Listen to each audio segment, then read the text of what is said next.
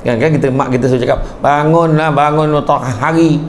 Maha joki kau ni, kan mak kita marah kan. Mak kita suruh bangun awal. Sebenarnya Nabi dah teguran yang sama Nabi tegur pada puteri dia Fatimah. Nabi sebut apa tau? Nabi kata, wahai Fatimah, bangunlah. Ketika dia nampak waktu lepas subuh tu, dia nampak Fatimah ni baring-baring. Nabi tegur, wahai Fatimah, bangunlah kamu, janganlah kamu menjadi seperti kebanyakan orang. Nabi kata itu, jangan kamu menjadi seperti kebanyakan orang. Mana Nabi pun tahu kebanyakan orang akan tidur lepas subuh. Janganlah kamu menjadi seperti kebanyakan orang yang tidur kan selepas subuh ni, kerana sesungguhnya rezeki Allah terbentang luas daripada mula subuh tu sampailah terbit matahari. Itu sebab orang kalau bangun keluar nak cari rezeki awal-awal pagi dah keluar. Sebab itulah kan. A'udzubillahi minasyaitonirrajim. Bismillahirrahmanirrahim. Assalamualaikum warahmatullahi wabarakatuh.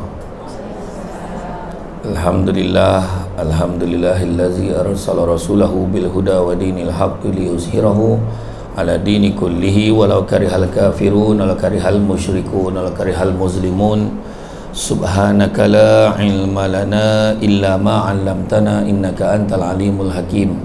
Rabbi syrah li sadri wa yassir li amri wa hlul 'uqdatam min lisani yafqahu qawli. Alhamdulillah, syukur kepada Allah Subhanahu wa taala, segala puji bagi Allah Tuhan sekalian alam. Salat dan salam ke atas junjungan besar Nabi Muhammad sallallahu alaihi wasallam. Terima kasih banyak diucapkan kepada tuan pengurusi acara. Bahagia Puan Suri Daman, seterusnya Tuan Zaki, seterusnya barisan tonggak kepada Hejira, seterusnya tuan-tuan dan puan-puan, tuan tak ramai puan-puan yang dikasihi sekalian. Alhamdulillah, saya syukur sangat-sangat hari ini dapat peluang berceramah di tempat yang tak biasa saya ceramah. Maksudnya saya tak biasalah ceramah di depan mesin jahit banyak ni. Memang tak biasalah kan. Itu pengalaman pertama lah kan.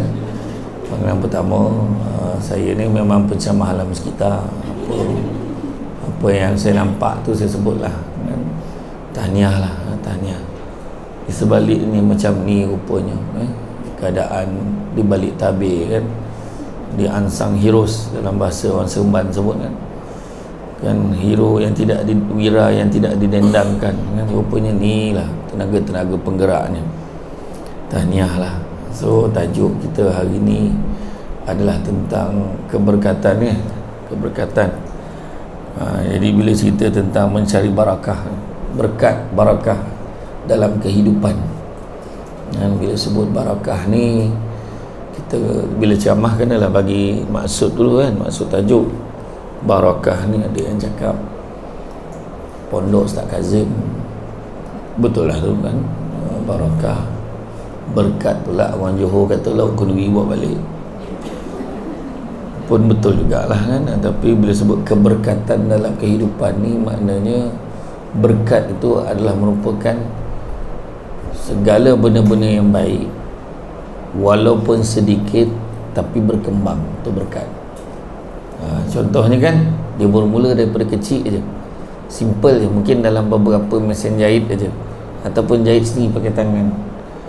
Kemudian yalah pakai ni pun tak pakai kaki, dah pakai tangan tahu, tapi maksudnya tu daripada kita buat sikit tu dia jadi berkembang. Tiba dah ada 3 mesin, tiba dah 4 mesin, lepas tu dah tak cukup orang pula, seorang cuti dah susah pula. Jadi makna keberkatan tu sebenarnya di sebalik itu. Sebabnya kalau kita tengok yang bukan Islam tu, dia ada sebut tentang hukum karma. Dia kata kan, dia kata benda baik dibalas baik, benda jahat dibalas jahat. Tapi dalam Islam dia tak percaya pada karma, sebab benda baik kadang dibalas baik, benda jahat pun kadang-kadang dibalas baik. Dalam Islam ni benda baik dibalas jahat, tetapi jahat tu, benda tak elok tu, yang tak elok tu sebenarnya ada kebaikan di sebalik dia. Itu Islam.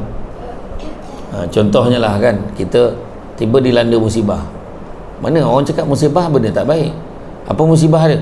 Musibah dia contoh tiba-tiba duit kita kena curi, ataupun duit kita tak ada, dalam keadaan tiba kesusahan, tak ada duit. Tapi benda tu betul ke benda tu tak baik? Kadang-kadang rupanya ada kebaikan, antaranya tak payahlah beli apa-apa, tu baik dia. Dan satu lagi kebaikannya apa? Barulah kita tahu siapa orang-orang yang akan bersama dengan kita waktu kita susah. Nah, selama ni kita senang, mungkin kalau kita ada duit, kita ada kedudukan, kita ada segala-galanya, mungkin masa tu semua mengaku kawan kita. Tapi bila kita tak ada apa-apa, masa tu baru kita jadi dia nak bagi faham lah, baru kita faham, oh rupanya dia ni baik dengan aku. Kita pun jadi terharu, tak sangka dia masih lagi nak datang jumpa kita kan. Sebagai contoh simple lah, paling simple kan, contoh lah Abang Samsul Rau kan dengan saya, kita orang rapat. Pernah satu kita, pada saya tak ada apa-apa pun benda tu, entah macam mana waktu PKP dulu, saya boleh telefon dia, saya tu, hello, Assalamualaikum bang, salam, sihat ke bang, abang dah makan belum, saya tanya dia, biasa je soalan tu. Ya bang, kan Allah Ta'ala tanya saya ni cakap kawan baik, rapat macam adik-beradik dengan Abang Samsul Rau, tapi kau tak pernah tanya khabar Samsul Rau. Abang dah makan belum, ada duit belanja tak? Saya tanya, tu yang saya tanya tu bang. Ada, ya Allah ada. Sayang saya tak tahu, bila dah letak telefon rupanya dia nangis. Boleh tanya dia, pada saya tak ada apa-apa pun soalan tu, rupanya memang dia dalam keadaan susah dan tak ada orang tanya, dan saya lah orang yang tanya, dia kata macam tu kan. Macam tu lah maksud dia.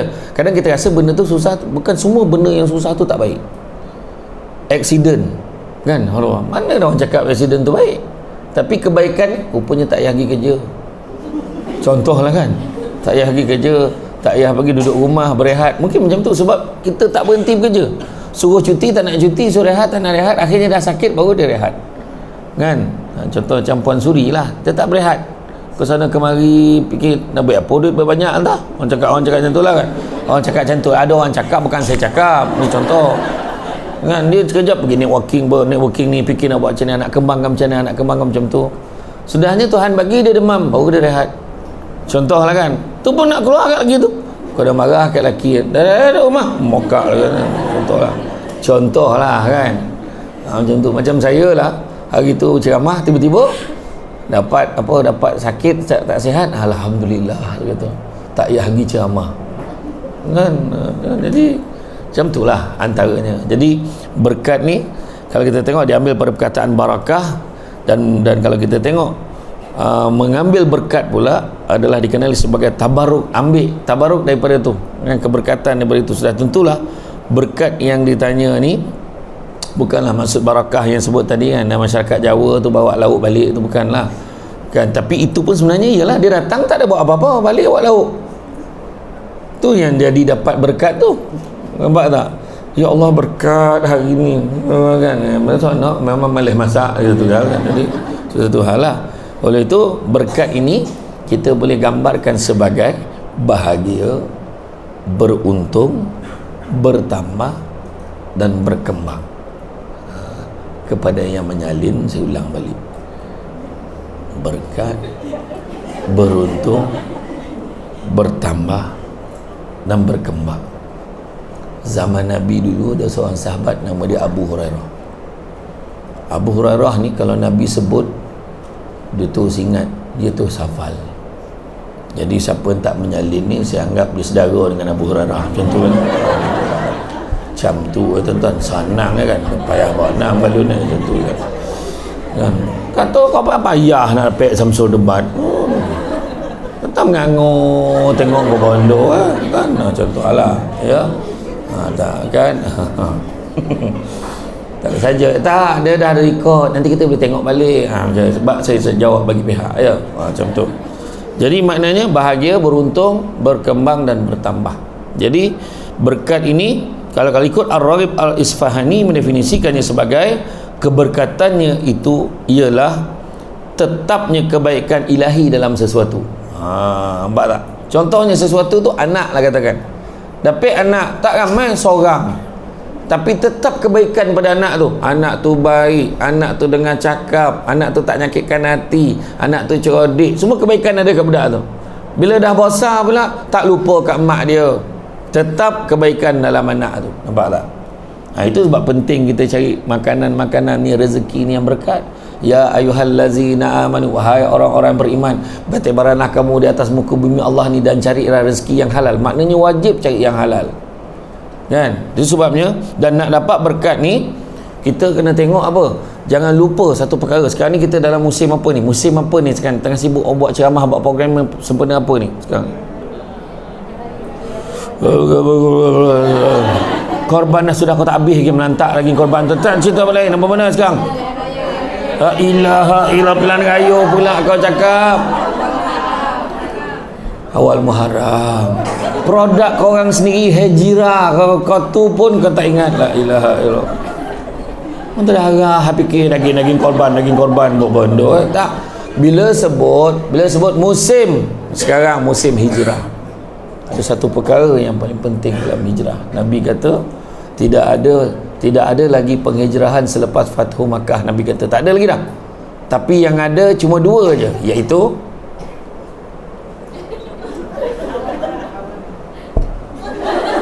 iyalah awal Muharram lah cerita ni. Hijrah, Nabi kata tak ada lagi dah penghijrahan, tak ada hijrah apa Fathu Makkah. Yang ada cuma dua je.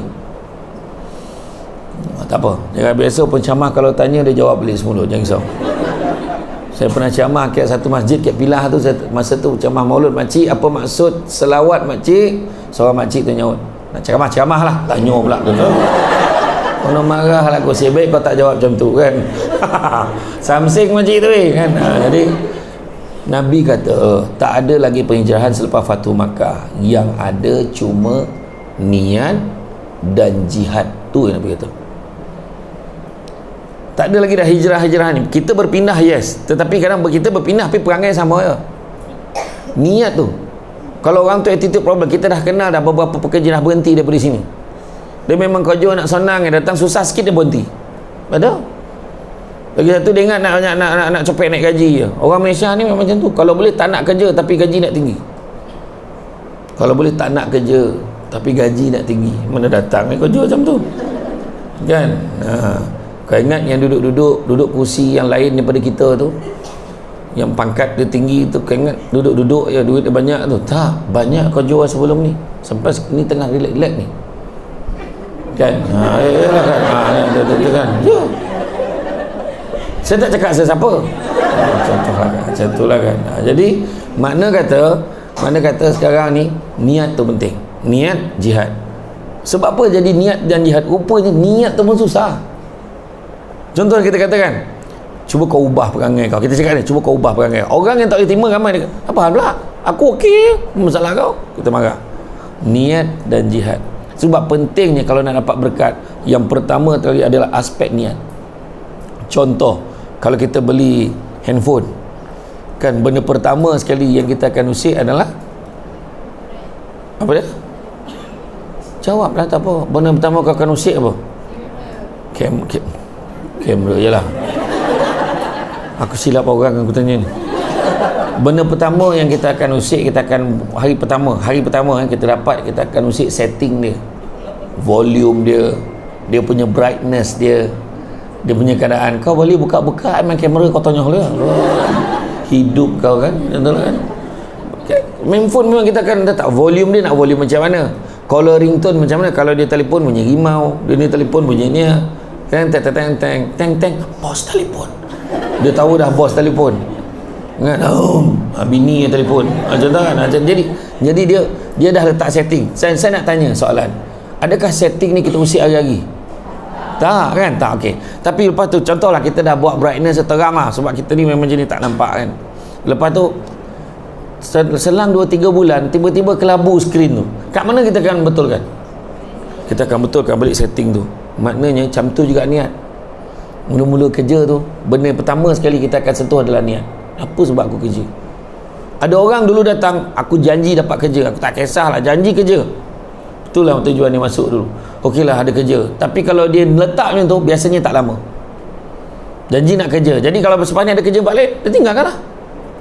Tapi kalau orang tu betul-betul nak cari satu keseronokan bekerja, rasa keberkatan dalam bekerja, dia letaklah, aku nak kerja, nak cari rezeki yang halal supaya aku boleh tampung keluarga aku, mungkin dia akan bertahan lama. Tu keadaan dia. Tu sebab penting niat. Sebab kalau kahwin, aku nak kahwin dia sebab lawa. Habis bila tak lawa, cari yang lawa lagi. Agaknya macam tu lah kan. Kalau aku nak kahwin sebab dia ni boleh jaga aku. So bila tak boleh jaga, kita pula kena jaga dia, ditinggalkan orang tu. Banyak berlaku. Yang kita tengok dalam drama tu 1-2 kes je. Yang lelaki tu boleh susah payah jaga isteri dia. Ada satu program ceramah, saya ceramah tu program cari jodoh. Yang kan ada yang website yang apa, satu portal yang cari jodoh tu, dia buat khusus, dia panggil saya ceramah. Dia tunjuklah salah seorang yang slot tu, dia memang jaga isteri dia 5-6 tahun, isteri dia kanser, dia jaga lepas sudah, dan lepas isteri dia meninggal dah 5-6 tahun dia masih tak kahwin lagi. Ini saya tak tahulah, dia masih belum kahwin lagi. Dia share pengalaman dia jaga isteri. Memang susah nak jumpa tu, 1 dalam 1000 lah kan. Jadi tak semua lelaki macam tu, dan tak semua lelaki jahat kan, bukan semua lelaki macam Emir kan. Tapi kita kena faham lah kan, jangan hukum semua lelaki tu curang kan. Tapi dan tak semua wanita macam Kalish sabar kan.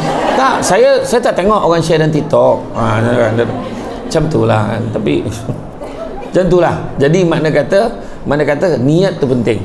So bila kita bekerja, letakkan niat yang baik. Maka jelas kalau kita tengok, mengambil berkat, mengharap datangnya kebaikan dari Allah Ta'ala pada sesuatu yang percayai mempunyai nilai-nilai keberkatan. Ada seorang pekerja kerajaan, dia kerja kerajaan dah tentu buat benda baik, bagi servis dekat masyarakat kan, bagi kerja untuk masyarakat. Contohnya kalau jaga jabatan pendaftaran, dah tentu buat IC orang. Contohnya kan, kalau dia kerja JPJ, uruskan lesen, uruskan ni permit lori dan sebagainya, benda baik semua tu. Ataupun dia kerja dekat jabatan kebajikan masyarakat, lagilah tentu bantu gelandangan, bantu orang susah, bantu orang miskin, benda baik dah. Tetapi lepas 30 tahun dia bekerja, dia pencen, baru dia dengar ceramah. Lepas tu baru dia perasan pasal niat tadi. Alangkah ruginya dia, setelah 30 tahun dia bekerja dan dia pencen, dia terlupa masa kerja dulu nak niat kerana Allah. Rugi dia. Macam hari ni kan, bukan semua yang dengar ceramah ni kerana Allah. Ada orang tu tak payah tengok dia depan-depan lah. Kadang-kadang dia nak selfie ni, dia tak kira, dia lantak lah, dia nak tunjukkan mak dan kan. Ada orang macam tu kan, ada orang macam tu. Ada orang tu dia sebab apa? Janji apa kan. Ada orang tu dia seronok sebab hari ni dah tentulah momen yang paling menyeronokkan, betul tak kan? Sebab maknanya tak payah kerja kan. Sebab waktu break kau apa sebenarnya? Pukul 1 nampak, pukul 2 balik dah tak kerja balah kan. Lepas itu minta-minta lah sampai pukul 1 kan, torih bakal potang pun tak apa macam tu lah kan. Tak adalah saya gurau. Tapi maknanya pentingnya niat. Jadi letakkan niat. Benda baik diizinkan oleh Allah, niat kerana Allah, dapat pahala ibadah. Sebab dengan ibadah dah tentu berkat. Nampak tak? Ya, kebaikan Allah akan bagi kat kita. Allah tak perlukan semayang kita, Allah tak perlukan kita ni ikut peraturan. Macam dekat bawah kan, membantu masyarakat untuk menutup aurat kan. Bawah saya baca tadi kan, Allah tak perlukan pun orang perempuan yang tutup aurat, tak perlu. Tapi kita yang perlukan pengiktirafan Allah Ta'ala tu. Kita yang nakkan Allah, tolonglah terima ibadah aku ya Allah, tolonglah terima apa yang aku buat ni Allah. Tapi kalau dah niat pun tak ada, macam mana Allah nak terima? Mungkin kita akan dapat kebaikan, dapat pahala, tetapi tidaklah sebesar pahala ibadah seandainya kita niatkan kerana Allah. Kahwin, jarang orang niatkan Allah, betul tak? Sebab dia tak seronok dia berkahwin, tak seronok kahwin kan. Kita tengok orang tengok cerita Polis Evo itu, orang apa perasaan adik lepas tengok cerita, ya Allah best betul cerita tu, rasa nak tengok sekali lagi. Ya Allah, excited betul. Kalau tanya kan, macam mana dengan filem Mak Kilau? Memang menaikkan semangat betul lah. Kita rasa macam sayangkan negara betul lah, perjuangan orang dulu-dulu kan. Tapi tanya orang kahwin, tak ada yang jawab excited macam tu dah. Apa perasaan nak kahwin? Okey lah. Tak ada yang cakap, ya Allah kenapa aku tak kahwin daripada dulu lagi. Tak ada yang cakap macam tu. Nampak tak? Sebab apa? Sebab salah satunya dia excited nak majlis kahwin dia. Dia tak excited dengan perkahwinan tu. Kan? Itu sebabnya kalau dia kena perempuan tu lawa, lepas seminggu, 2 minggu, lepas 2 bulan, 3 bulan, lepas 2 tahun, 3 tahun, habislah perasaan lawa tu. Kan? Masa tu lah mula dia nampak muka perempuan tu berong. Apa lelaki ni muka merayau lah ni. Tiba-tiba lah muka merayau. Dulu kau nak benar dengan dia kan? Bukan itu yang saya pandang, dia kata. Yang saya pandang adalah hati dan budi. Jalan lah, tak ada mana. Yang dipandangnya tu memanglah kecantikan dan ketampanan itu adalah satu perkara yang subjektif kan. Tapi kalau kita menilai kecantikan tu aspek menyeluruh keseluruhan, insya-Allah tak ada masalah pun. Tapi yang penting jangan lupa niatnya kerana Allah. Niat kerana Allah kan. Contoh keberkatan. Pertama, keberkatan dalam mempelajari sesuatu. Kan, keberkatan dalam belajar apa? Sikit yang dipelajari dengan ikhlas kerana Allah membuahkan lagi ilmu-ilmu yang lain. Kita datang, kita dulu mungkin dalam kursus sijil jahitan ke, dulu kita pernah ada. Kita pergi kat kolej, memang kita bidang kita lah, kita masuk pun koyok dalam ni. Kan, dulu saya daripada kolej, saya bukannya main belajar-belajar tak formal yang bawa pembaris panjang kat belakang tu, bukan. Yang beg gambar kunci tu, ingat lagi tak? Oh, dulu ingat tak yang tu, yang pembaris yang L tu, yang dulu orang belajar kelas jahit dulu kan, yang tu kan. Saya ingat lagi dengan, tapi bila dia masuk je kat sini, bila exact betul-betul pengalaman yang sebenar dia buat kerja, baru dia tahu, oh rupanya macam ni, tak boleh macam ni, rupanya macam ni, rupanya macam tu, macam ni. Baru kita banyak, oh rupanya kain ni walaupun macam ni kita masih boleh pakai lagi, kain macam ni dah tak boleh dah, kenapa pula? Rupanya yang kita belajar dulu lain, praktikal dia lain kan. Belajarlah ikut buku macam mana pun, sampai-sampai bila bekerja dia mesti akan lain. Itu sebab penting dekat universiti, kat kolej, bila dia dah belajar, dia hantar satu semester untuk intern, belajar untuk latihan industri LI. Sebab apa? Sebab dia nak tahu, oh rupanya lain. Bila dia buat report, barulah lecturer tu sendiri baru tahu, oh ya ke macam tu rupanya. Dia akan perbetulkan balik silibus dia. Sebab keadaan tak sama. Jadi maknanya dia akan dapat ilmu-ilmu yang lain. Kemudian secocok dengan ajaran Allah SWT dan Rasulnya. Dalam bekerja kita jaga juga peraturan-peraturan. Sebab Nabi sebut dunia ini penjara bagi orang mukmin. So jaga peraturan, jaga amanah. Kan kadang datang buat kerja jahit sikit, tengok bos tak ada, main WhatsApp, main tipun, kejap-kejap update TikTok. Okay guys, alhamdulillah hari ni mencari rezeki. Semua nak share dengan orang kan. Sudahnya content creator sibuk nak create content. Kemudian membuahkan amal seterusnya, iman, merangsangkan lagi minat untuk beribadah, ilmu disalurkan, dikembangkan pula kepada generasi selepasnya. Ada orang yang dah senior, dia dah rasa dah tak lama lagi aku nak rehat, so dia ajar anak-anak buah ni macam ni, buat macam ni, yang ni buat macam ni. Dia bagi ilmu-ilmu yang baik, walaupun kita dah pencen, ada je sihat, ada je berkat kat rumah, walau duduk rumah dah tak kerja. Sebab tadi pahala mengalir yang kita ajar dekat orang-orang yang generasi seterusnya, dia masih buat kebaikan-kebaikan dan berterusan pahala yang baik itu untuk kita. Nampak tak? Kemudian keberkatan dalam beramal ibadah. Tengok kan, amalan yang diamal tu sejajar dengan apa yang diajar dalam Islam. Bukan buat benda yang pelik-pelik, yang tiba-tiba dia letak kelapa kat atas bukit dengan minta-minta lah ada berkat macam ni. Tak, kan macam tu dah. Mula dia kan ibu pusing keliling ke pokok kelapa tu kan, dia kata pokok ni bawa tuah kan. Tak, dia tak buat benda-benda tu yang tak secocok, dia tak buat kan. Jadi kemudian amalan itu pula ikhlas kerana Allah walaupun beribadah. Sebab mencapai kesempurnaan ibadah kena ada 4 perkara. Itu tajuk lain lah nanti kemudian tapi saya bagi je lah yang simple je. Kesempurnaan ibadah, kalau kita nak capai ibadah itu jadi sempurna, pertama mesti dengan ilmu, bukan main ikut-ikut mesti dengan ilmu. Kedua mesti ikhlas.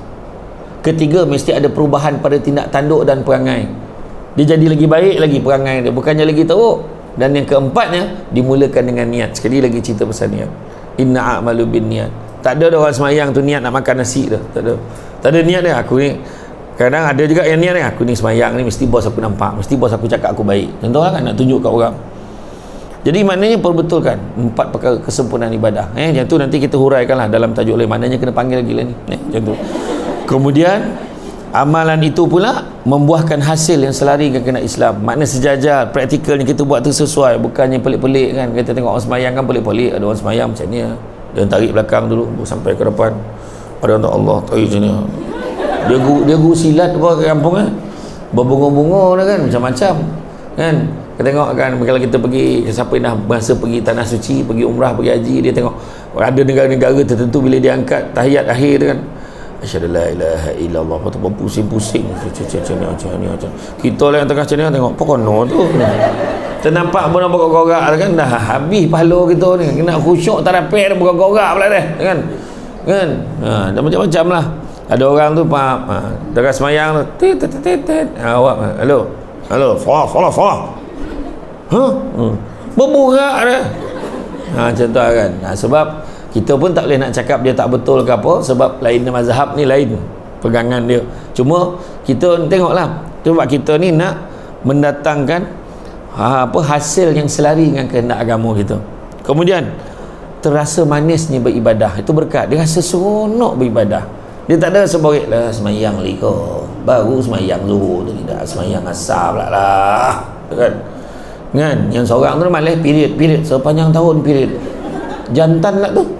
Apa hal lah pula kan? Ya apa jenis pad pakai tu? Kan? Jantan nak tak berhenti darah, apa hal? Macam tu lah kan? Bukan orang sini dah. Ni hijrah takkan ada. Naik tu siapa yang tak beriman masuk neraka, Rasul mana masuk dalamnya. Iya.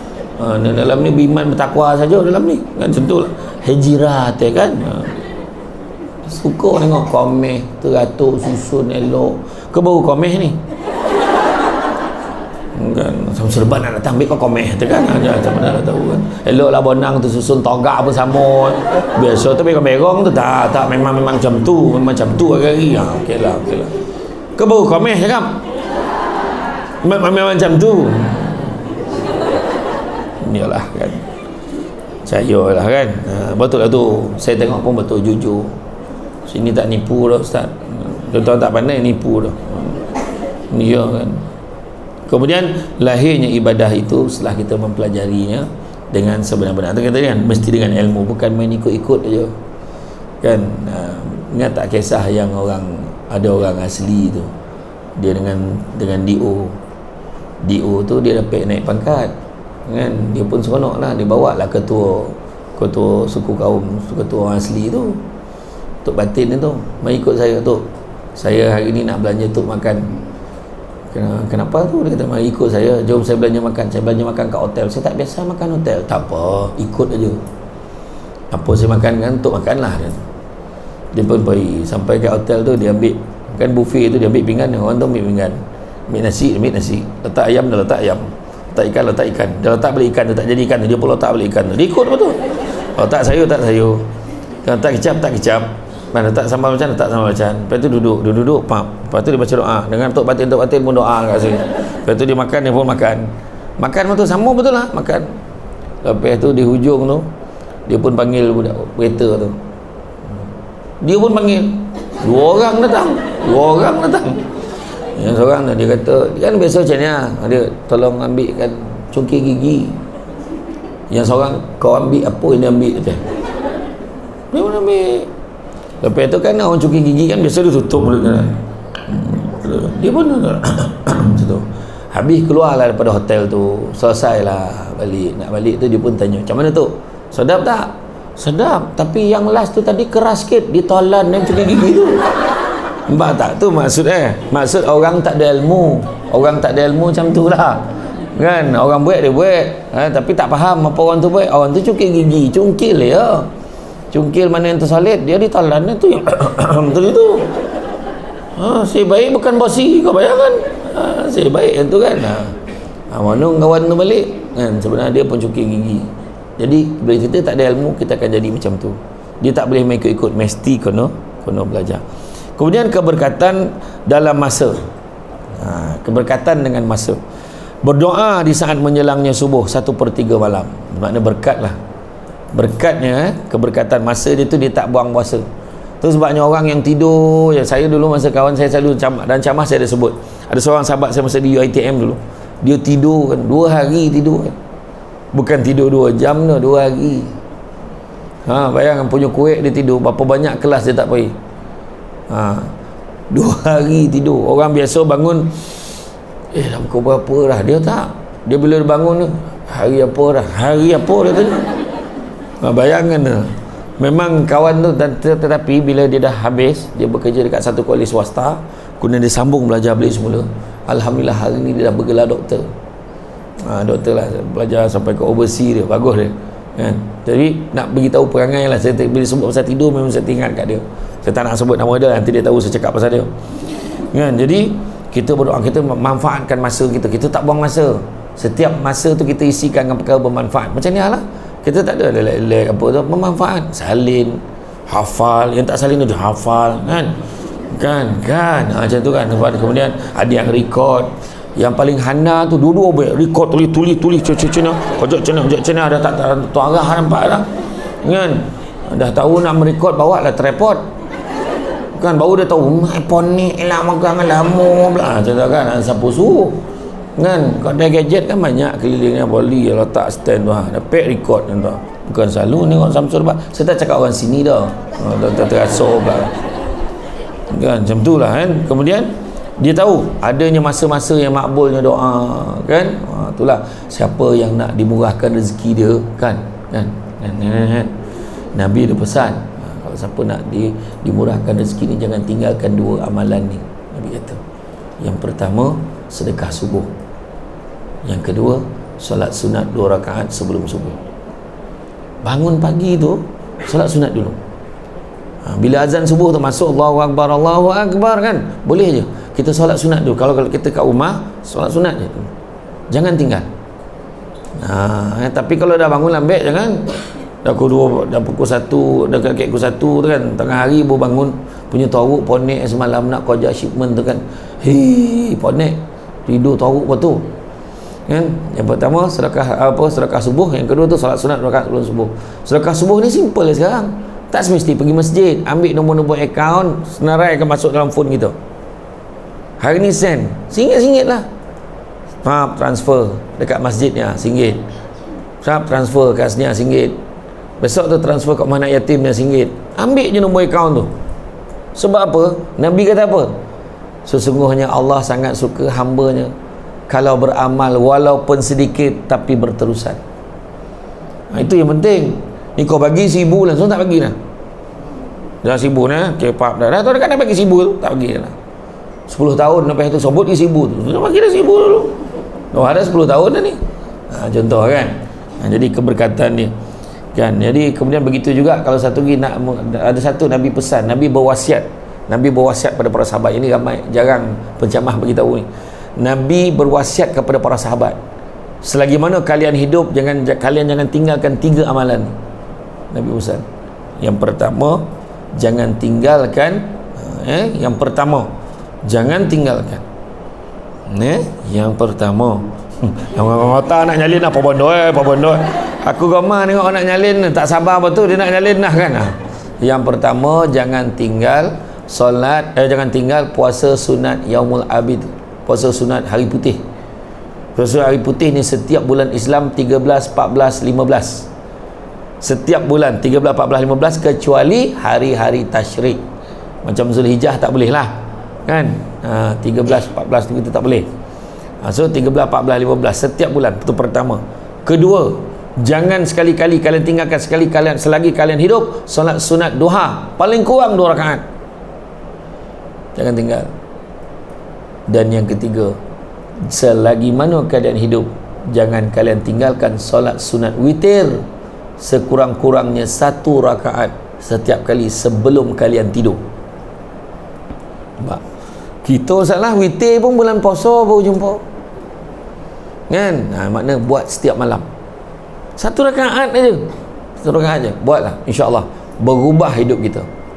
Sebab tu wasiat Nabi pesan pada para sahabat, betul-betul pesan, aku wasiatkan kepada kamu, kata.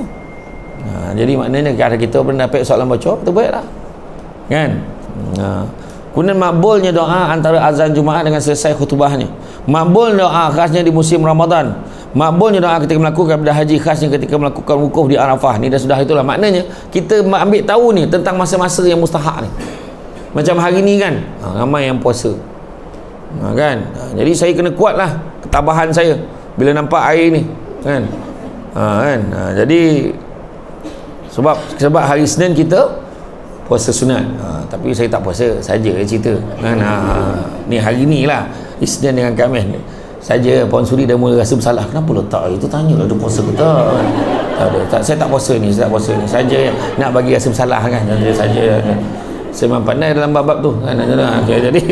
Jadi mana kata kita ambil masa yang penting. Bangun pagi kita bangun awal. Sebab apa? Rupanya dalam bab bangun awal ni kan mak kita selalu cakap, bangun hari maha joki kau ni kan. Mak kita marah kan, mak kita suruh bangun awal. Sebenarnya Nabi dah teguran yang sama Nabi tegur pada puteri dia Fatimah. Nabi sebut apa tau? Nabi kata, wahai Fatimah, bangunlah. Ketika dia nampak waktu lepas subuh tu, dia nampak Fatimah ni baring-baring, Nabi tegur, wahai Fatimah, bangunlah kamu, janganlah kamu menjadi seperti kebanyakan orang. Nabi kata itu. Jangan kamu menjadi seperti kebanyakan orang. Mana Nabi pun tahu kebanyakan orang akan tidur lepas subuh. Janganlah kalian janganlah kamu menjadi seperti kebanyakan orang yang tidur kan selepas subuh ni, kerana sesungguhnya rezeki Allah terbentang luas daripada mula subuh tu sampailah terbit matahari. Itu sebab orang kalau bangun keluar nak cari rezeki awal-awal pagi dah keluar.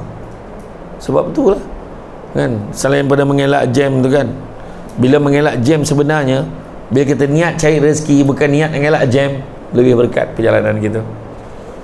Betul kan? Kita kena niat tu betulkan balik. Kita ni hari ni kita cerita tak betulkan niat ya. Kalau tidak jadi tak sia-sia. Sia-sia. Tu sebab ni orang kahwin boleh bercerai. Kan sebab apa? Dia terlupa niat kan yang sebenar-benarnya. Kan pasangan bercerai kat Malaysia ni, satu pasangan bercerai setiap 13 minit. So setakat kita ceramah ni dah 2 pasangan dah ni. Bayangkan tu dia ramai ya kan. Dan yang terbaru tahun lepas, setakat tahun lepas pasangan bercerai di Terengganu. Ada satu pasangan di Terengganu, bukan kata orang Terengganu macam tu, berlaku kes tu kat Terengganu. Hari ni kahwin, esok cerai 24 jam. Tapi yang latest hari tu dah pecah rekod dah. Dalam majlis yang sama menikah ada cerai. Sebab dia punya masa dia kahwin tu, mas kahwin dia RM22,222 dan 22 sen. Kemudian keluarga perempuan tu masa dia baru dia nak sign ni, dia nak ikrar lafaz taklik ni, baru nak sign, keluarga terdengar bunyi, duit hantaran tak cukup RM1,000, duit hantaran tak cukup RM1,000. Dia bising keluarga perempuan. Maka lelaki ni rasa tercabar agaknya, dia ceraikan, aku ceraikan kau dengan talak 3 dalam majlis yang sama, depan semua ahli keluarga. Bayangkan. Jadi maknanya mungkin pada saya pandang balik, kau kahwin kan apa? Niat untuk apa sebenarnya? Ke ada benda yang kau dah tak tahan ke apa semua kan? Itu sebab kahwin ni bukan satu benda yang paksa. Sebenarnya pada nak pada orang perempuan, pada orang wanita ni, kahwin ni satu risiko kan. Lelaki ni dia open tender kan, kita kahwin kita mungkin ada option lain kan. Apa kau ada bini kau sini, kau tak bani kau ngangguk mbak. Macam tu lah. Tak adalah, maksudnya orang lelaki dia mungkin boleh kahwin lagi mungkin lah kan. Badan beramai je kes lelaki kalau bercerai lepas tu dia kahwin. Dia kahwin. Perempuan tak semestinya. Dia sekali kadang dia cukup lah, dia tak nak kahwin lah. Kadang-kadang kalau dia dah bercerai tu kan, ataupun kematian, cukup lah, tak ada siapa boleh ganti suami aku tu. Nampak tak kan? Jadi beza wanita dengan lelaki, memang beza lah. Saya tak cakap orang lain ni, termasuk diri sendiri ni, kadang kita cakap kan main ceramah kan, belum tahu lagi, harap main kuat lah kan. Tapi mana kita yang penting, yang mustahak ni kat mana? Niat tadi.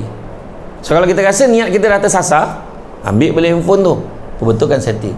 Kita rasa niat kita dah tak betul, Allah Akbar, yalah aku betul, ya Allah aku tak nak lagi, aku nak perbetulkan niat aku bekerja dekat sini sebab ni, betulkan balik, insyaAllah kita akan dapat keberkatannya tu kan. Jadi macam tu saya kata dia, bab masa tadi dia simple dia, maknanya bila sebut keberkatan masa, dia tidak akan membenarkan masanya berlalu dengan melakukan perkara yang sia-sia. Maka berkatlah masa dia. Dia bawa family pergi berjalan, mana berkat dia? Sebab bawa family menggembirakan hati isteri, menggembirakan hati anak-anak kan. Kadang ada anak pula, ada pula isteri pula dia tak appreciate pula suami tu dapat penat bawa, sik sini tempat lain saya tengok kawan-kawan tengok UK kita Yuban, UK ni kita lah Yuban Ulu Bandung tak tahu dah. UK Yuban kan. Lepas tu suami pun cakap, biarlah kita berada di Ulu Bendul sayang, yang penting adalah kebersamaan. Aku kena lakonkan biar kau terasa feel itu kan, macam tu lah kan. Yelah bang, saya pun terlupa kan, orang lain tu kadang pergi seseorang je, tapi bila ada abang ni barulah namanya bahagia. Macam tak kan. Iya, sebab hidup kita ni macam tu. Kita bekerja ni kan, percaya cakap saya yang bekerja dekat Hijiran ni, tertorang saya cakap jangan kecil hati lah saya cakap ni, you all takkan kaya.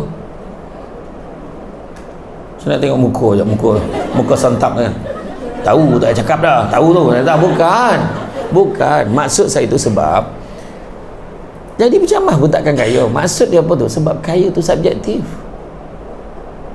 berapa baru kaya? Kata Puan Suri, kata saya happy sangat Samsul Debat datang ni. Jadi dengan ni saya umumkan semua staf yang ada ini, khususnya yang duduk kat lantai. Dengan ni saya umumkan, kita berikan insentif. Ni contoh-contoh tau, kau jangan minta atau ni contoh aja. Tahu contoh. Berikan insentif keuangan kepada semua yang duduk bawah, yang sorry nak nampak kau jauh-jauh bergalih sampai duduk je. Kan tengah beralih pula tahu kan. Contoh kan, kita berikan insentif kewangan sebanyak RM200,000 seorang akan di bank in. Dicontohkan, jangan hoi kan. Kita akan bank in sebelum pukul 5 petang.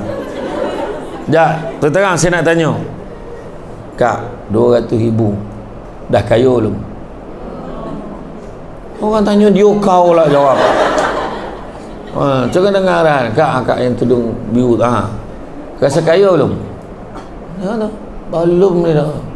Kan, akak belakang tu, senior sekolah sini ajak, Kak.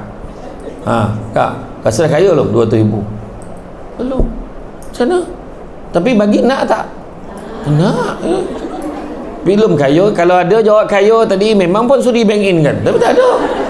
Kan? Sebab kita rasa macam tak cukup. Sebab rupa-rupanya Nabi pun sebut. Nabi kata, anak-anak Adam, kita ni lah manusia, kalau diberikan 2 lembah emas, dia akan minta lembah yang ketiga. Tak pernah cukup. Kan? Bagi duit kan, kita nampak lah contohnya, siapa nama akak ni yang buat yang pakai cimata tu, janganlah pandang ni, saya tunjuk tu pandang orang pindah. Siapa nama puan? Siapa? Puan Samsina kan Puan Samsina ni dia dapat duit, katalah dia dapat RM100,000 lah, contoh lah, tak duit mana, tak duit tanah mana tak, betul, la ilaha illallah. Macam mana saya boleh tahu tu? La ilaha illallah. Ya kau ni live ni, maksud dalam video ni tak adalah. Contoh dia dapat RM100,000, contoh kan, dia dapat RM100,000. Orang lain ada yang cakap, kalau dia jadi dia lah, dah lama aku boli ni, dah lama aku buat ni, dah lama aku buat ni.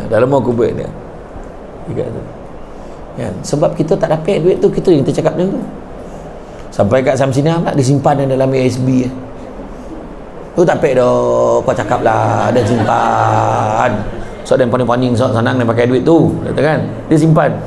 Apalah kalau dia nak boli hidup kan ni lama. Dari seorang tu pula, kalau dia boli kereta, tukarlah kereta tu lagi kau pakai, buat apa? Contoh lah kan. Kan, kita cakap, tapi tiba-tiba kita pula dapat RM100,000, kita pun tak buat apa yang kita cakap tu. Lepas tu dah mula fikir, macam mana nak bagi RM100,000 tu jadi RM200,000. Jadi jangan terpedaya. Dengar ya, jangan terpedaya dengan scammer. Dah letak muka Samsul Debat, pelaburan patuh syariah, RM1,000 je dapat apa, berpulangan berkali ganda. Dengan tidur je duit masuk, dia tu. Masalahnya memang ada yang dapat, bila dia masuk tu dia dapat RM7,000, dapat RM8,000, tapi percayalah 2-3 orang, lepas tu habislah semua. Hati-hati, Samsul Debat tak pernah terbabit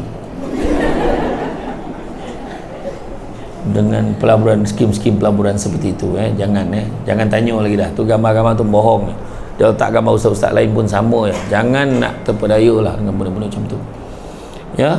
Kemudian keberkatan tempat yang kita berada tu, ada keberkatannya. Kita pergi Masjidil Haram, kita masjid ni, datang tempat kerja ni, mungkin ada keberkatannya sebab buat benda baik, ada berkatnya. Rupanya lepas kita kerja kat sini, alhamdulillah, keluarga pun jadi tenang, tiba-tiba anak-anak berjaya kan. Dulu putus cinta dekat sini, rupanya senang dapat jodoh kan, bertemu dengan mereka yang lebih bertanggungjawab daripada email kan, contohnya lah kan. Ya. Siapa yang belum kahwin sini? Tak nak kahwin ke apa? Belum lelat, belum saya doakan tak lama dekat sini akan dapat dia berkat, sebab tudung dah tentu tajaan kan. Kan, lepas tu dapat pula hadiah kan, mesin jahit Juki nama orang pilah ke palung tu, Juki tu Jepun kan, Juki nama kan. Tak, macam tu lah. Tak, keberkatan itu ada orang tu pula keberkatan dah kahwin, dah lama tak dapat anak, kau jual sini, ada anak dia. Bukan kata orang tak ada anak tu tak berkat hidup, tak. Kadang-kadang kita kena faham, ada orang jabatannya pendek, copet dapat jodoh. Ada orang tu jabatannya panjang, lambat dapat jodoh, tapi dapat yang terbaik. Kan? Ada orang tu tak ada jodoh sebab Allah Ta'ala bagi dia peluang sampai kesudah jaga mak jaga mak ayah Ada orang tu jabatannya pendek, dah lah pendek banyak kali lah tu. Kan? Jadi mana kan? Tu rezeki masing-masing. Yang faham-faham, tak faham sudah. Macam tu lah kan. Macam tu lah kan. Jadi mana kata kan, kita pergi ke tanah suci. Kemudian keberkatan pada makanan dan minuman. Rezeki itu datang daripada sumber yang tidak haram dan bukannya unsur-unsur syubhat. Naklah orang perempuan kan gila tengok tompet viral. Tompet ni ambil orang pun bang. Tak jauh pun, jum lah. Gila nak berdarah kan. Ada satu tompet kat Kuala Lumpur tu, dia 2 tingkat. Dia makanan berasaskan daging bakar, daging apalah, stik ni semualah. Dia ada tingkat atas halal, tingkat bawah non halal. Kita pergi yang halal tu bang. Masalahnya dapur dia kongsi. Tu ramai orang kita kena alert benda-benda macam tu. Jangan main poi, kau ada tom yum tu kau tengah tak, kenapa lah dia calon pasal dalam dan piuk kan dia bergosip macam tu kan. Yang seorang biarlah suara-suara dalam jadi sadap, seorang tu pula la ilaha illallah. Tapi sebenarnya dia memang betul dia pakai suara dalam, tapi suara dalam baru yang tak pakai lagi. Dia memang dia buat tu bunjut dengan sup tu lain sadap tak pernah pakai. Apa masalah kain tu tak nak makan tu dah. Lain kalau memang dah season ni, memang orang dah pakai kan. Saja buat cerita tadi tak ada pergi kau tom yum lah tu tak ada lah. Itu fitnah orang kan, dan dongki dengan orang menego kan. Ayat-ayat tu biasa kita dengar kan. Mula dah cakap macam ni, ni sebenarnya tiru orang ni, dia buat tudung ni sebenarnya ikut orang ni. Tak ada lah kan. Dah memang tu ramalan tudung tu, kau pattern-pattern ke sikit-sikit je, apa masalah kau, kebetulan sama kan. Tu sebab kadang-kadang orang ni sensitif terlalu lebih kan. Itu perasan kekayaan yang paling besar adalah akal, kemiskinan yang paling besar adalah bodoh, keburukan yang paling buruk adalah terpesona pada diri sendiri, dan semulia-mulia perbuatan adalah akhlak yang baik. Saya ulang balik, kekayaan yang paling besar adalah akal, kemiskinan yang paling besar adalah bodoh, keburukan yang paling buruk adalah terpesona pada diri sendiri, syok sendiri, dan yang keempat, semulia-mulia perbuatan adalah akhlak yang baik. Tu tadi terpesona diri sendiri, dia rasa dia je bagus, orang lain tak boleh buat macam tu. Dia kata orang ni tiru dia, orang ni tiru ni. Apalah, open market, buatlah. Kita sentiasa redesign. Itu sebabnya dikatakan orang yang butuh huruf ni bukan orang tak boleh baca kan. Orang yang butuh huruf, people who illiterate is not who can't read, it is for those who can learn, unlearn and relearn. Kata orang yang butuh huruf ni adalah orang yang gagal untuk learn, unlearn and relearn. Dia kata orang yang gagal untuk belajar, gagal untuk tidak belajar benda yang tak perlu, dan sentiasa belajar benda-benda yang baik. Macam tu. Itulah orang yang butuh huruf sebenarnya. Dia seperasan dengan apa benda dia ada. Cukup lah tu, aku dulu belajar dulu kat masa peringkat diploma tu, dah cukup lah tu. Dia rasa tu dah cukup, tapi sebenarnya tak. Dan kita kena sentiasa belajar. Macam saya lah sebagai penceramah, kalau berpuas hati lah dengan apa knowledge yang saya ada, so saya tak akan ke mana-mana. Saya kena sentiasa cari, belajar, duduk dengar kuliah orang. Kan boleh tengok macam ni, oh macam ni rupanya, oh fabrik dia macam ni, oh macam ni, oh kain ni macam ni, oh kita tahu dah kan. Kalau saya nak tempah besok macam mana, boleh tak saya tempah kat sini, contoh kain macam mana nak pakai, dekat mana nak beli. Macam saya pergi ada satu kedai pusat kain, pembekal kain dekat Puchong tu apa, Laila Fabrika kan. Saya tanya kain ni jadi apa, ni macam mana, jadi macam mana, oh saya tahu, rupanya dia kata Japanese cotton macam ni. Lepas tu orang tu cakap Osaka cotton, wah sama ni, nak bagi nama lain je, wah sama Japanese cotton. Oh ya ke, bawa tahu kita ni mangang bukan bidang tu. Oh ya kok lah, macam tu kan. Ia baru tahu, baru kita tahu kan. Jadi maknanya sentiasa buka minda kita untuk belajar sesuatu daripada orang. Macam contoh orang nego sate ni, sate dia nego sate, tapi kenapa dia punya sate tu pucat Lepas tu rupanya mak saya tanya mak saya balik, rupanya mak saya, sebab mak saya dia beradik mak saya dulu kan, anak-anak kepada Wak Rais Sate. Memang dia orang daripada kecil mencucuk sate. Dia gitu, sebenarnya kalau nak cucuk sate ni macam mana cara kita nak poram, berapa lama nak poram, lepas tu kena campur apa, kena campur jintan, kena campur kunyit, campur ni, berapa lama. Lepas tu baru mak saya cakap, kalau boleh memang kita orang dulu kena rotan tangan. Kenapa pula? Kalau kita cucuk tu, kita tak selang-selikan dia masukkan lemak dengan kulit tu. Sebab dengan macam tu barulah orang makan dia tak rasa muak. Koring ya, tak ada ni. Oh macam tu. Lepas tu bila kita masak kuah kacang tu, masak elok sampai naik tahi minyak tu. Tahi minyak tu naik, kita cedok tahi minyak tu, letak dekat dalam mangkuk. Kemudian masa kita bakar sate tu nanti, cacahkan tahi minyak tu tadi, cap-capkan dekat tu biar dia menyalur. Confirm sate tu akan ngam dengan kuah tu. Itu ilmu tu. Tak ada semua. Oh, tak tidak kan. Tapi macam tu lah. Tu yang ilmu mak saya bagi. Dan benda tu kita share dengan seorang yang menjaga sate. Sate kau ni dah okey, tapi mak aku buat macam ni. Dia ambil lah petua mak saya bagi tu. Alhamdulillah, sedap sate. Saya berulang-ulang beli dengan dia. Lepas tu biasalah orang Melayu ni kan. Dah sedap, jajab cuti. Lama tutup lah. Lantak lah kau payah mana. Dia kata macam tu. Perasan nak kedai Melayu ni? Cuti di kampung dah. Cuti ni ada duit je cuti. Itulah. Sama lah dengan kau pun pakai gaji mula nak cuti. Bondo macam tu kan. Iyo. Kami cuti dah. Sudah bila dah cuti, kau jap cuti, bila kau ada betulan nak orang datang time dia cuti. Sudah nak ceklah tempat lain. Jumpalah tempat lain lagi sadap. Dah tempat dia tak ramai. Bila tempat tak ramai, ada orang buik ni. Tak habis-habis. Ada orang mandrem ni, orang dongki ni, ada orang hantar-hantar ni. Memang hari orang hantar barang Shopee tu. Ada orang hantar. Memanglah. Ramai sangko-sangko yang tak baik kan. Macam tu. Buat pun tak baik. Kan? Kemudian kita tengok pada makanan minuman pula, rezeki tu kita mampu membiayai keluarga. Dengan yang kita makan tu, yang berkat tu tadi, dapat membiayai keluarga, dapat dari tenaga. Makan sikitnya, secok dan makan roti kan, makan roti roti pula sebut dia kan. Dia makan roti tu sikit dia, tapi alhamdulillah dia boleh bertahan sampai petang, tak perasan pun dia, tak ada rasa lapar. Sampai rumah pun dia rasa lapar. Ke rumah boleh dah dia makan pula benda-benda yang ada ke rumah. Nampak tak? Itu berkat. Dia tak perlu nak belanja mahal macam orang lain, mesti pagi lain, tengah hari lain. Kojak-kojak pisang cheese ujung tu kan, kojak-kojak beli dah, tak beli ni petisi ayam dah, terdarah ya tak kata kan. Dan pagi sudah lebar, kemah kan lebar dah tak muat dekat mesin jahit tu. Tangan pun dah tak lenyap. Ya cerita betul. Sebenarnya kita pun memang kena kuruskan badan. Saya dah start kena kuruskan badan. Kenapa nak kuruskan badan? Bukan sebab nak lawa dah, kalau muka tak boleh belah ya, tapi dia cerita ni kuruskan badan ni sebab apa? Sebab ringankan badan tu ibadah pada Allah. Bila kurus badan buat kerja pun selesa, tagap, tak ada lah ngantuk. Tak kono kan, dijahit dengan tangan dia. Macam tu kan? Kan? Ngantuk. Tak apa kerja. Ada kejadian tu? Aduh. Patut dia tengok tudung tu dekat kawasan tangan dia tu. Contohlah kan. Jangan leko-leko pun kan. Yalah ngantuk. Tak apa kerja kan. Makan sikit je. Lagi satu lagi, air ni kena banyak. Minum air. Bukan air mai rasa ni, tapi air tak kisahlah, air kosong kena banyak, air masak kena banyak minum. Kan, bagi tenaga ke badan kita. Kan, kemudian rezeki itu juga tidak menggelapkan hati kita daripada cahaya Allah. Sebab ambil mana-mana yang haram, makanan yang haram. Kadang makanan tu bukan makanan tu haram. Air ni halal, ada logo halal lah. Ada logo halal, mesti ada lagi. Tetapi sumber kita mendapatkannya, duit yang kita gunakan tu menjadikan benda tu haram.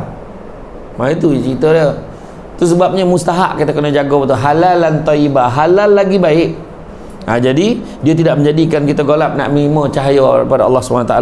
Kemudian rezeki itu menyemarakkan lagi semangat kita untuk bekerja dengan kuat kan, dengan menjadikan kita bertenaga dan menjadikan kita mudah untuk beribadah kepada Allah SWT. Kemudian keberkatan pada usia. Keberkatan pada usia yang ada dimanfaatkan untuk menegakkan Islam. Itu yang you all buat sekarang. Hijrah ni menegakkan Islam. Sebab nak suruh orang menutup aurat dengan sebenar-benarnya. Ada orang dia dah tutup aurat dah, tetapi badan dia tu, tubuh badan dia, dia punya postur badan tu menyebabkan tudung tu masih tak cukup lagi. Sebab apa? Badan dia tu menampakkan tudung tu kena besar mana, tapi dia tak nak tudung labuh. Kena adjust pula design tu. Mungkin Bantu kop orang-orang macam ni. Kalau tidak, nampak bentuk badan dia. So kita perbaiki lagi, buat satu design khas. Buat pula ada satu baju tu boleh jadi tolakung boleh jadi tudung kan, ada kan, dia sibak macam tadi dia tolakung masuk macam mana jadi baju biasa boleh, zap macam mana dah pergi jamuan kelab dengan kawan-kawan, kelab-kelab ibu tunggal kan, contoh lah kan, dia dah baju tu tak mustahil benda tu kan. Jadi makna kata kita sesuaikan dengan tu kan. Kemudian usia ni juga walaupun sedikit tapi mendatangkan manfaat yang besar. Umur dia tak panjang, tapi dalam tempoh umur tak panjang tu banyak benda-benda baik yang dia buat hinggakan orang tidak lupakan dia. Tapi kenapa rezeki boleh jadi tak berkat? Sebab kadang-kadang ada orang ni dia terlupa dalam mencari rezeki tu kan, ada benda-benda yang tidak baik dia masih lagi buat. Dalam dia apa, contohnya dia buat benda baik, semua baik, tapi ada benda tak baik. Apa dia tak semayang pun ngajak dah, tak maun dah kan, okey je dia kata. Kita kena takut tau, kena takut dengan satu istilah yang disebut sebagai istidraj. Takut dia tak semayang, dia tak ni, main nombor ekor, elok kaya-kaya, Allah saja bagi biar tu jauh daripada Allah. Kita tak nak benda tu kan, kita tak nak benda tu kan.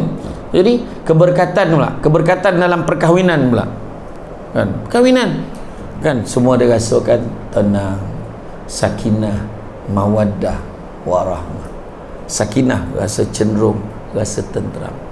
Mawaddah kecintaan, kasih sayang. Warahmah terasa belas, tidak sampai hati melihat kesusahan pada pasangan.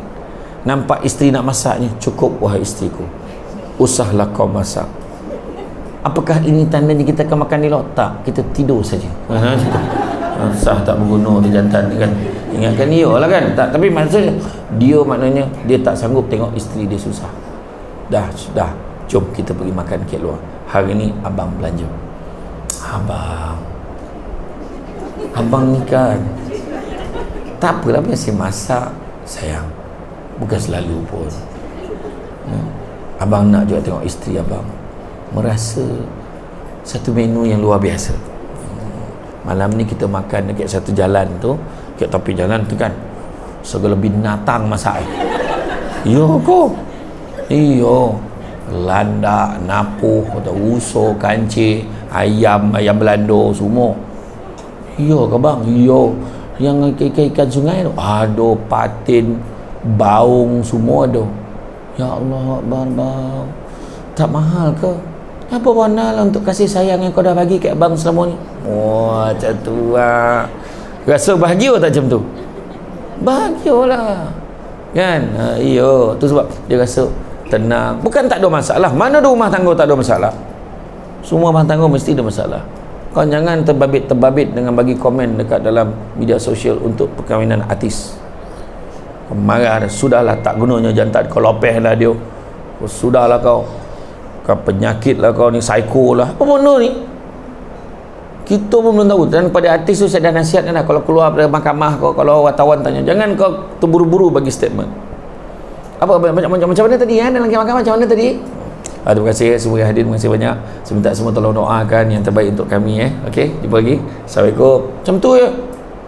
Beliau tak tahu lah saya apa hal pula, sepak kan tahulah. Betul, jangan. Sebab selagi mana belum dimuktamadkan perceraian, kamu berdua masih suami isteri. Apa yang kamu dedahkan membuka aib pasangan, tetap dosa.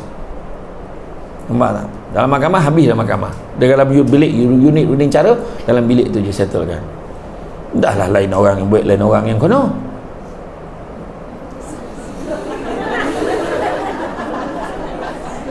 Saya tak sabut ya.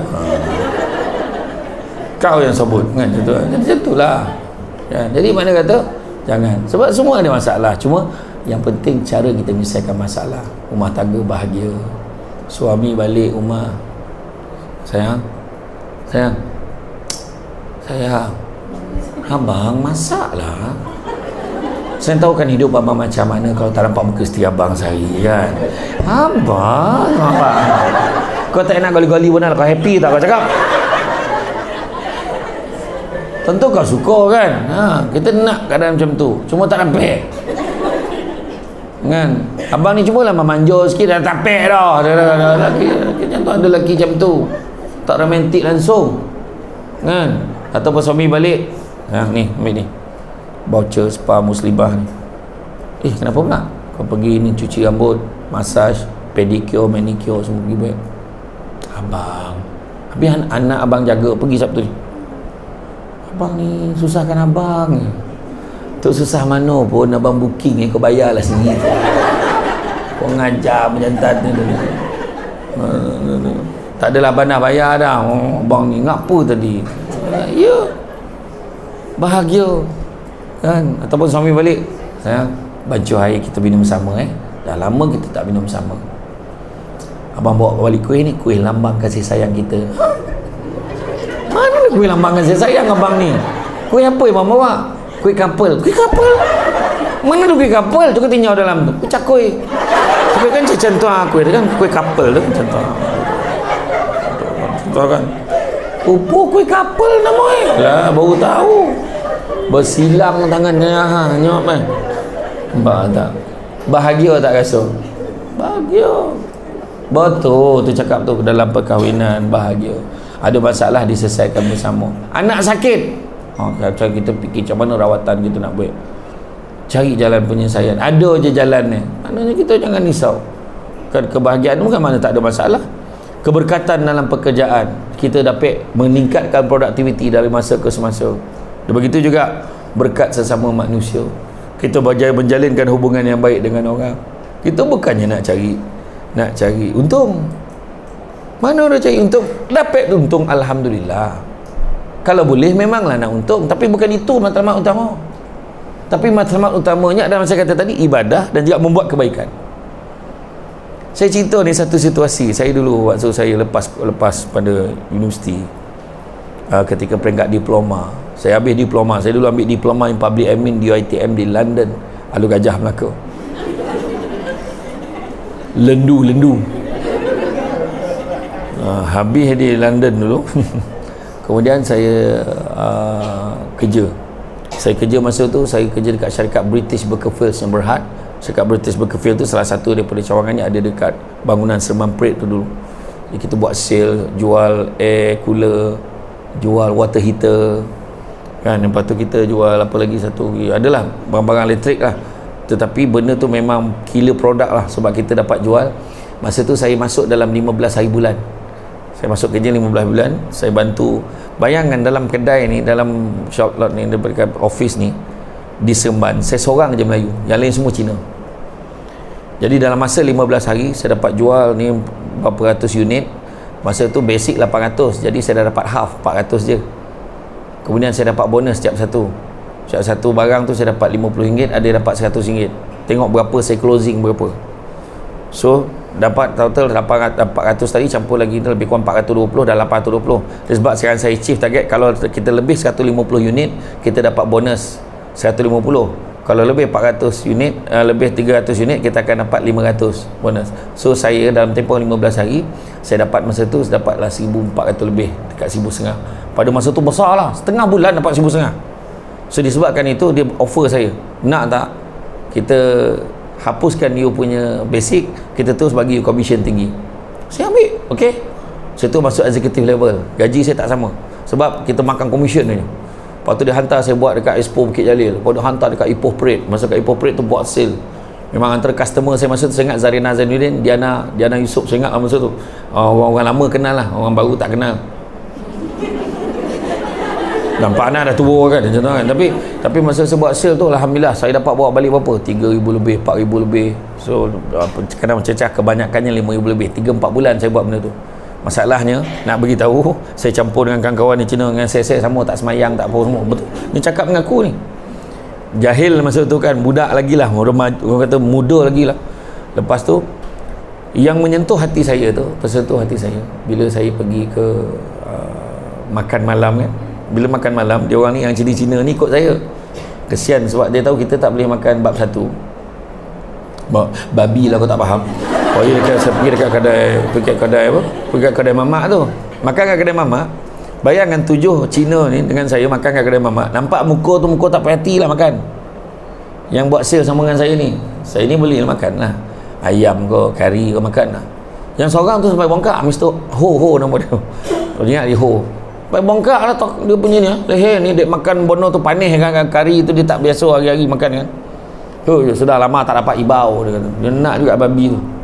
Jadi masa tu saya cakap dengan dia, saya tak nak lah jadi selfish kan, dalam bahasa orang Seremban ni, selfish saya tak nak. Jadi saya cakap macam ni lah, mulai malam ni saya cakap dengan Mr. Yap Yin On. Yap Yin On ni bos saya, tapi dah meninggal lah sebab dia accident, terbabit dengan accident. Tapi dulu dia bos saya ni, dia kalau marah saya waktu kerja, tai lingong, bodoh, memang walaupun saya buat sale tinggi, kena marah hari-hari ni. Ada je benda tak kena, tapi kita belajar kan, saya okey je, bawa balik duit banyak lah berbulan kan. Lepas tu saya kata malam ni tak payahlah makan kedai mamak, malam ni makan kat restoran Cina. Ya kah? Betul kah? Okey lah, pergi. Baru saya nampak lah budaya masyarakat Cina ni. Masyarakat Cina ni dia makan, memang makan besar hari-hari, macam-macam lauk, bau sedap lah tu. Saya dah bungkus bagi kedai mamak tadi, saya makan rasa nak colek lauk tu, sedap pula, bau sedap. Ada satu tu saya mati-mati ingat sotong masak kicap, rupa katak sawah langsung kambang takat dah. Tadi tak, yang saya bungkus tadi lah saya makan, tapi dia memang langsung makan banyak, habis makan tu banyak, penuh meja tu. Kita lah orang Melayu kan makan macam tu sekarang ni, tapi tak habis. Tapi dia makan habis betul, sebab dia kojo, memang kojo tahu, tapi makan memang makan banyak malam. Lepas tu dua perkara yang saya ambil pengajaran dekat situ apa tu. Pertama, dekat kedai restoran Cina yang besar tu, orang Melayu kat mana diam kan? Dekat kaki lima menego nasi lemak tumpang Cina yang besar ni, restoran yang besar. Saya kata aku kat mana aku nak duduk ni? Dekat parking lot.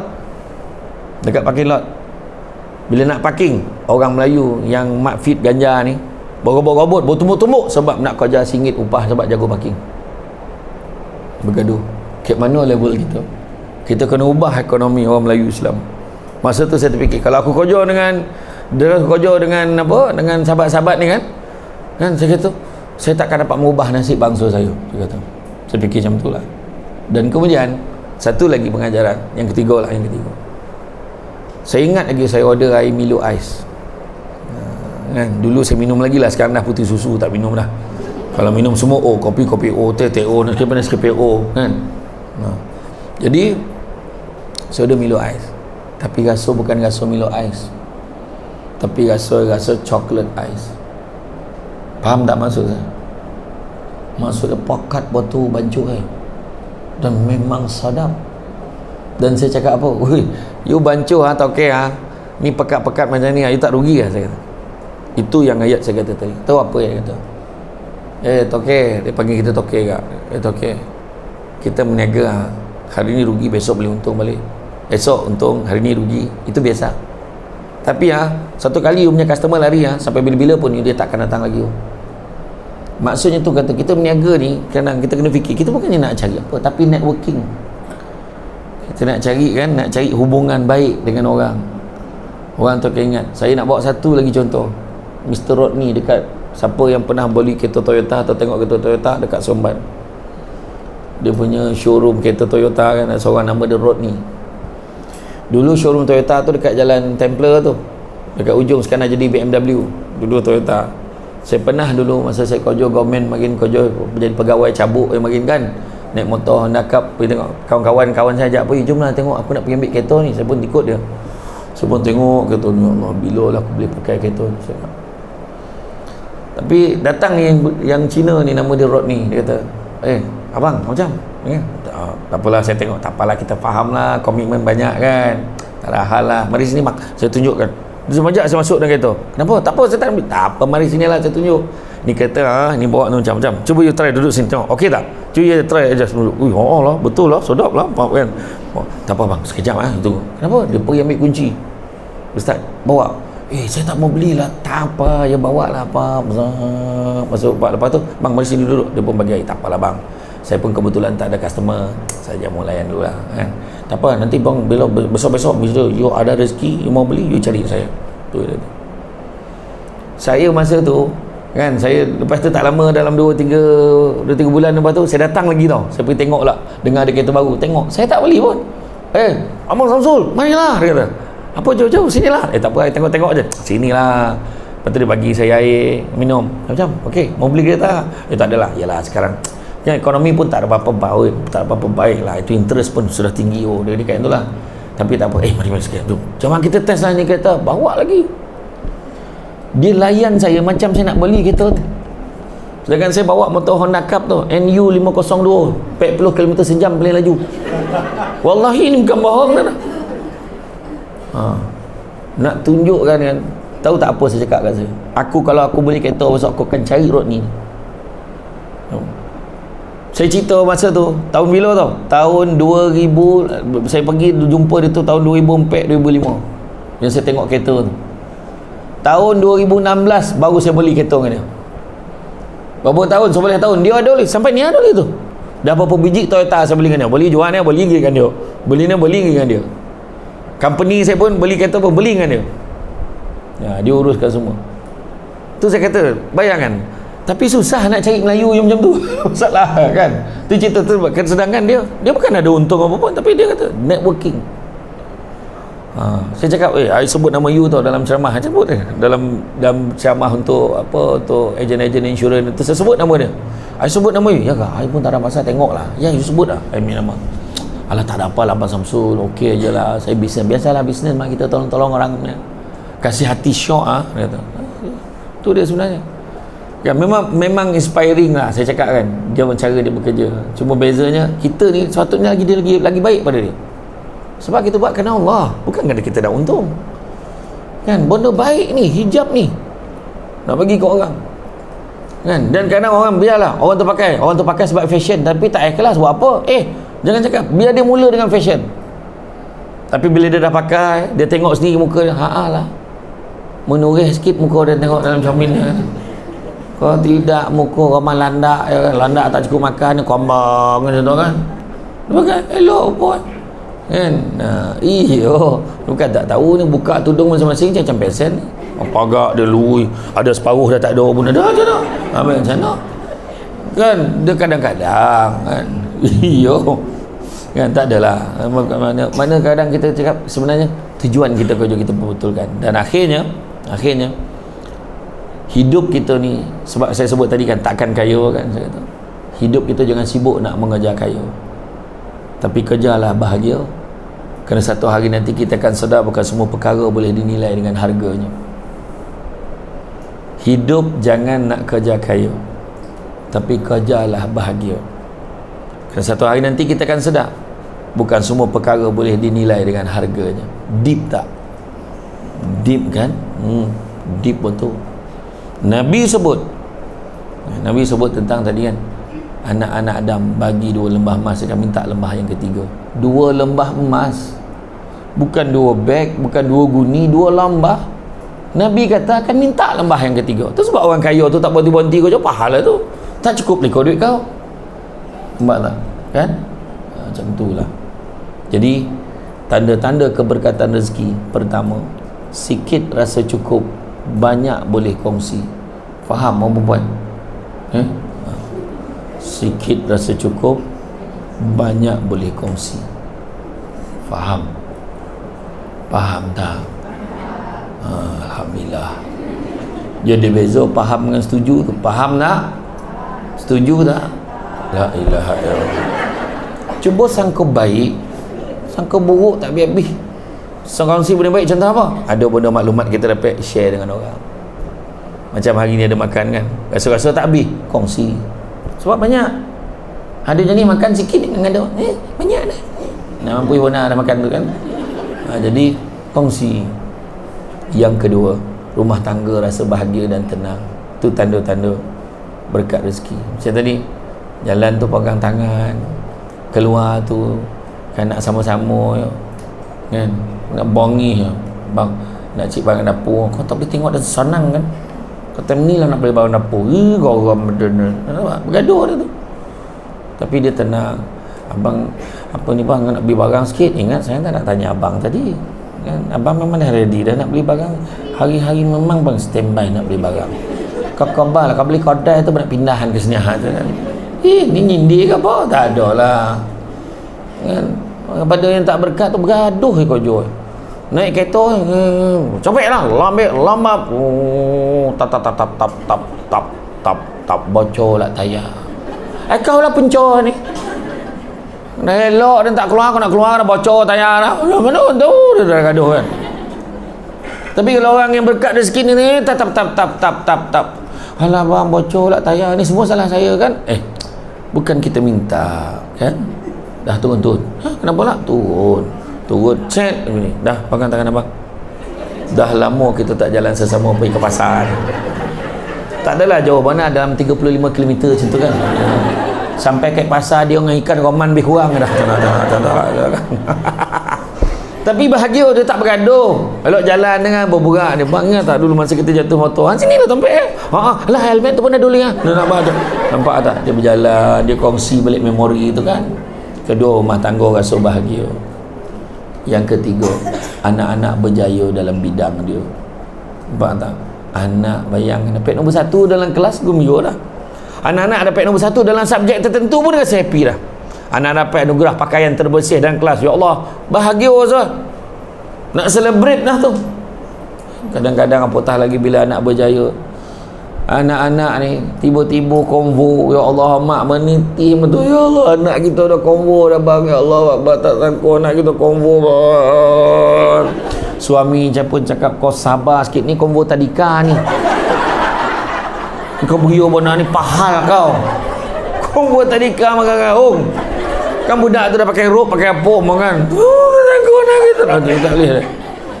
Jadilah nampak ramai memudah anak, ramai tadika ni kan. Nangis dengan anak kau. Sabar. Yang lelaki malu tu lah dengan kau ni. Kau tadika ni tu kan tadika ada pandai buat convocation kan ni kan. Yang keempat adalah apabila suasana kat tempat kerja, suasana di kalangan masyarakat, jiran-jiran dengan komuniti, kita senang dengan orang senang dengan kita. Itu tanda berkat. Kata baik kojo ni kita senang dengan orang, tapi orang tak senang dengan kita. Tak berapa berkat tu. Dia menyampah tu. Asyik baik dia cuti ni. Alhamdulillah. Cuba tengok, orang suka kita cuti, kau suka kita kojo. Tanya balik. Tanya, jangan tanya kawan baik kau. Memanglah susahlah kau tak ada kawan baik kau. Tanya orang lain. Yang kelima, apabila kita mudah melaksanakan perintah Allah, mudah nak solat, mudah nak mengaji, mudah nak sedekah, mudah nak buat benda baik, itu juga tanda keberkatan rezeki. Keenam, apabila rumah kita seringkali diziarahi tetamu, ada je orang datang rumah, itu juga tanda keberkatan rezeki. Tapi itu tak termasuk yang tin Shopee, itu tak kira. Tu kau yang order, faham? Bang berkat lagi bang. Tak. Tu kau yang order. Ya. Dan yang ketujuh, apabila doa kita mudah dimakbulkan oleh Allah Ta'ala, itu juga tanda keberkatan rezeki. Ya. Jadi saya faham tu, signal-signal tu saya faham. Cara pandang tanung tapat dah tak berganjak tu kan, cara dia ngelak-ngelak kaki tu dah marah dah kan, tahu tu nak berhenti ada ni kan. Jadi saya faham. Tapi ada lagi lah, nanti kita ada satu tajuk lagi tentang kompetensi dan juga bahaya ribah dan fitnah di Tompek Kojo. Kan itu makna kena panggil lagi ni. Tu saya tak sampai bawa ini dah. Betul lah kan? Dan begitu juga kan, kalau kita tengok pesan Nabi, kita ambil tutup dengan pesan Nabi. Nabi kata anak-anak Adam bagi 2 lembah emas, jangan minta lembah ketiga. Tapi Nabi juga cakap, cari rezeki yang halal, kan sungguhnya yang halal itu cukup buat kamu. Kemudian Nabi juga sebut, tangan yang di atas lebih baik pada tangan yang di bawah, memberi lebih baik pada menerima. Dan Nabi juga cakap, banyakkan melihat yang di bawah, melihat yang di atas, kerana dengan melihat yang di bawah, kamu akan lebih bersyukur dengan apa yang kamu ada. Dan Nabi juga cakap, manusia yang paling kaya lah, boleh kaya apa manusia yang paling kaya adalah manusia merasa cukup dengan apa yang dia ada. Itulah manusia paling kaya. Okey, jadi rasa cukup sekadar tu. Ada yang tidur tak? Tak ada. Saya tak ada masalah. Saya ada pencamah yang paling faham kehendak audiens saya. Dia macam gaya ni, ada yang macam ni, ada yang nyelin, ada yang dia kalau yang macam ni tu, dia step awal nak tidur tu. Kan, tapi setakat ni alhamdulillah dia belum tidur dia. Ada tak ustazah yang datang sini? Ni kan ni Wilmah ni yang ke berapa? Ketiga. Ada tak ustaz ke ustazah sebelum ni? Ustaz ada tak ustaz tu share doa hilang ngantuk tu? Kita baca tu hilang ngantuk orang. Tak ada. Dia kalau kita cakap ke depan baca tu hilang ngantuk orang. Doa dia senang. Bismillahirrahmanirrahim. Wabil lahil taufik wal hidayah. Wassalamualaikum warahmatullahi wabarakatuh. Itulah doa. Itu kalau dia dah tidur, togak dia dah habis kau. Dah jaga dah. Tapi saya belum baca dah. Saya baru ajar baru. Aduh nyalin ni lah. Sabarlah. Aduh asahlah gurau yo. Puang hajar ceramah ni tu kan. Oh gurau. Saya tak gurau tak boleh gatal badan saya ni. Jadi macam itulah ya. Jadi mudah-mudahan saya doakan diberikan kebahagiaan di dunia akhirat, keberkatan. Ingat tau satu kata-kata, nak jalan laju jalan seorang, kalau nak jalan jauh berjalanlah bersama-sama. Hijrah ni macam tu ya. Kalau nak jalan laju berjalan seorang, nak jalan jauh kita jalan sama-sama, insyaAllah yang akan pergi jauh. Balik kan pegang tangan suami, abang nak jalan laju jalan seseorang, kalau nak jalan jauh kita jalan sesama. Macam tu. Aku ajar kau ayat power kan. Iyalah, kita mungkin boleh jalan laju tapi tak mana apa ya. Bila jalan sesama kita guide. Kita pergi sini, kita pergi sini, kita jalan sama-sama, berjaya sama-sama. Betul tak? Jadi cukup sekadar tu. Bak kata orang, sepandai-pandai tupai melompat akhirnya jatuh ke tanah jua. Walaupun perkongsian sudah tamat, mudah-mudahan meresap ke dalam jiwa. Cantik dipandang rumah penghulu, kayu tu okey dari papan. Alang-alang menuntut ilmu, sebutir pasir kembang kalah menjadi intan.